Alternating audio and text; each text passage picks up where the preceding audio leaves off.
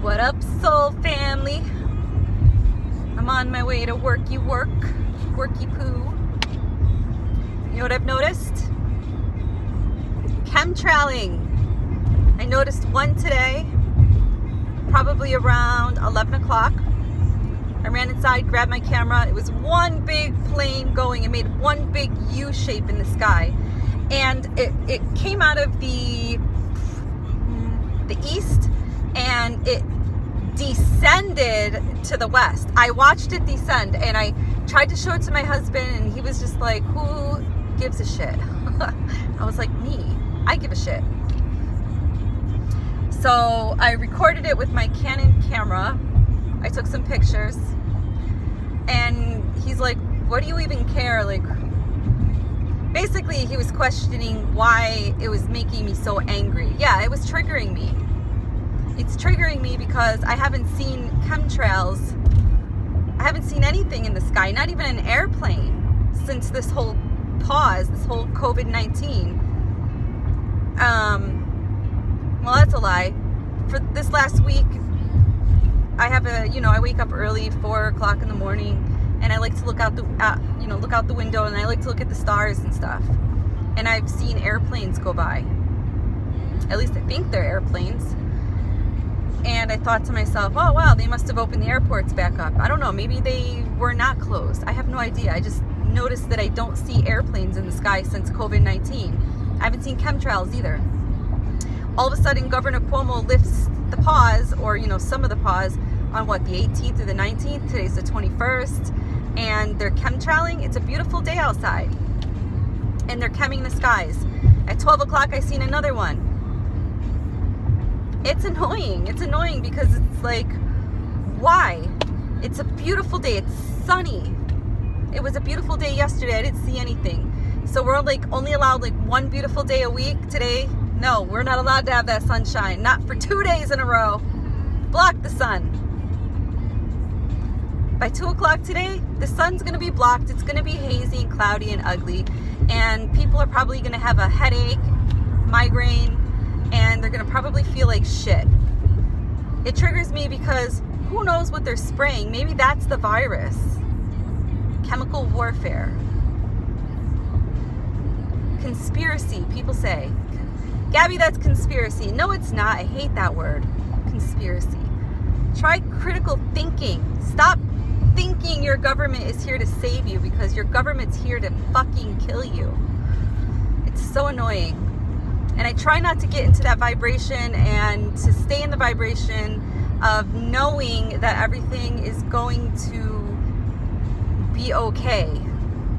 But even though I know everything's going to be okay, this still has to play out, and I still have to see it and witness it and live through it. And it's just annoying. It's just annoying because why would these people want to harm the planet? This is the only one we got. Why? Why kill it? Why kill our vegetation and poison it? Why poison our waters? I just don't get it. Not enough people question why. Not enough people look up. Not enough people are awake yet. And there were so many that were awake, and then this pandemic shut them up. It's like, shut up and obey, and they kind of put their heads back down. But then I see another group of people that were just asleep, that had nothing to do with anything about being awake, that are now awake. So maybe it's a good thing. So maybe everything is as it should be. But the damn things in the sky, they still trigger me. But whatever.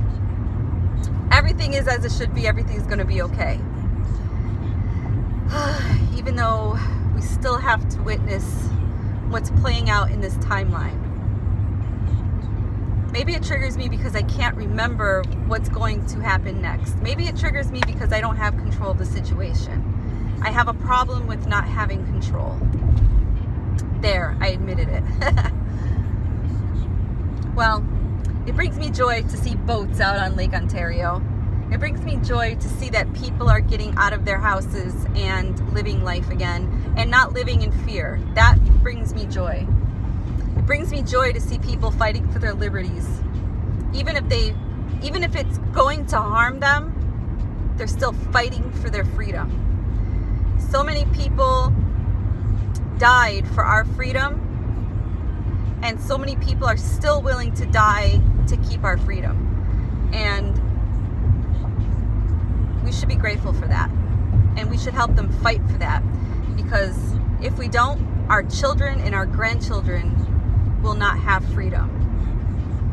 Talking about freedom and children, did you see the guidelines for our kids? I mean, I homeschool, thank God. I homeschool. But for the people that don't homeschool or can't homeschool because they have to depend on sending their kids to school so that they can go to work because they can't afford daycare or even food or whatever the case may be, most of it is financial.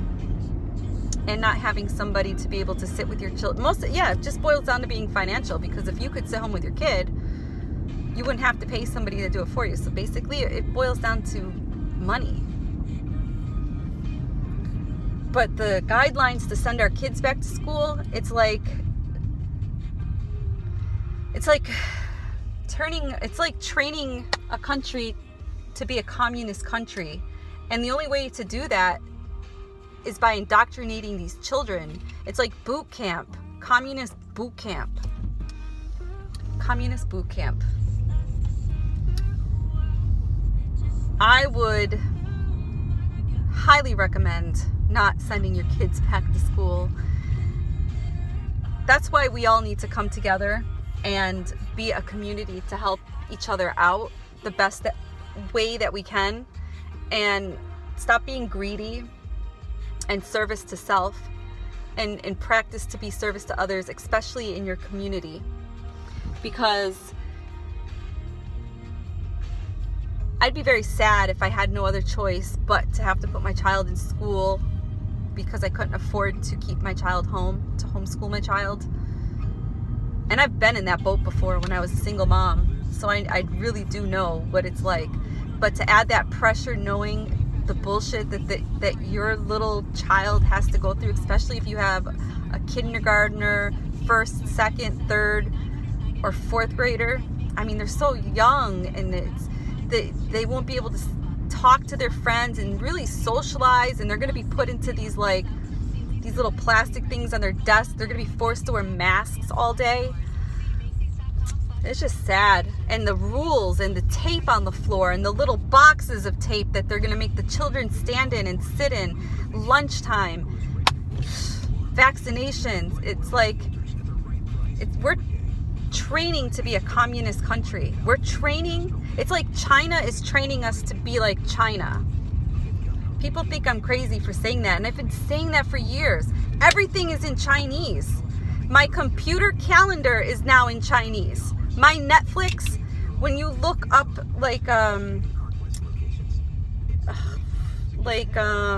the info about certain things, it's in Chinese. A lot of the movies on Netflix are China movies. China. I don't know. I feel like China bought us or something, or is trying to buy America.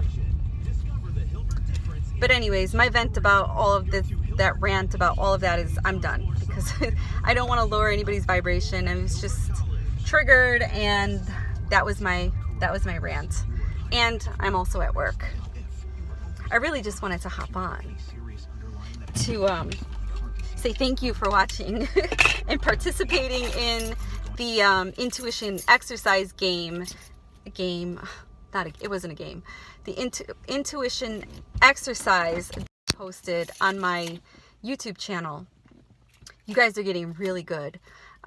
There's a lot of you guys that have been following me for a really long time, and you've been participating in all of those exercises. And I remember a lot of you at the very beginning were not getting it right. A lot of you guys would use terms like, oh, I did not guess it right. It's not a guessing game. It's an intuition exercise. I want to help you learn how to tune into your higher self and connect. So it's not a guessing game. That's your ego. You know, this is an exercise so you can figure out how to differentiate ego from your higher self, from your intuition trying to communicate with you. Ego is, I think it's that. I'm going to guess which object it is. That's your ego taking over. And your ego speaks a lot louder than your intuition. So the point of the exercise is to help you hear your intuition. So when you guess it wrong, or you think of the object and it's wrong, and then you see the right answer or the right object, I want you to remember that feeling, whatever that feeling or that tingle or that sensation that you were receiving when you picked one object, but then there was your intuition telling you about that other object, and you were wavering between the objects, and you went with ego or guess or thought, and you picked the wrong object. And I want you to know what that feels like versus that feeling you felt when you had an inkling idea, or, you know, a knowing that it's that one, but you were ignoring that knowing, that intuition, and you chose what your ego told you to choose. That's the point of these exercises. Ooh, I'm hot. Is to learn how to listen and tune in and hear your intuition, because our intuition guides us and speaks to us and shows us and sends us signs in different ways. And we all tune into our intuition differently. Some of us see pictures in our mind, some of us hear, some of us feel these sensations and tingles in our bodies. Some of us are pulled like magnets. So I want you to pay attention to those signals and those feelings and those tingles that your body is giving you, versus your ego yelling or your ego taking over. I want you to learn how to ignore your ego and listen to your higher self. And your higher self is you. It's your future you. Waiting for the tractor to go by because it's loud. But yeah, your intuition is your future you. And your future you will never mislead you. It will never guide you in the wrong direction. And these exercises will help you tune in and have a clear channel with your higher self, with your intuition, and you'll be able to have your intuition guide you through life for anything. It could be driving, and you get lost and you don't know which way to go, and your intuition and you connect with each other. You and your higher self connect to each other, and your higher self says, "Go left." So you go left and you listen to your intuition. Or, on the other hand, your ego may scream, "Go right, go right." I said left and I pointed right. My other left. But your ego has a tendency to speak a lot louder than your intuition. Unless you are very tuned into your intuition, then it's just like a bam, it just happens. So somebody asked me the other day, is it possible that your intuition could be quick like that? Yes, it is. As soon as you click on the video and you just boom, you know. That's automatic knowing. It's intuitive knowing. And you going along with that knowing is that connection. There was no blockages. There was no pause. There was no thinking or guessing. It was just bam. So I just wanted to really make this video to say thank you for watching that intuition exercise and participating in it. And I'm proud of you guys, all of you, that you are doing so well learning. And I was thinking of another exercise that I could come up with, maybe take it up a notch to another level, because it seems like these are getting too easy for you. So I kind of want to make it a little bit more challenging and kick it up a notch. So I'm going to think about what I can do so I can make it more challenging. If you guys have any suggestions or ideas, I'm open for ideas and suggestions. I know some of you guys are still waiting for the Q&A. I know. I want to, but we'll see. I'm still working on videos. I've taken all of your suggestions, I've written them down, and I did do one of the suggested ideas by recording The Dark Night of the Soul, and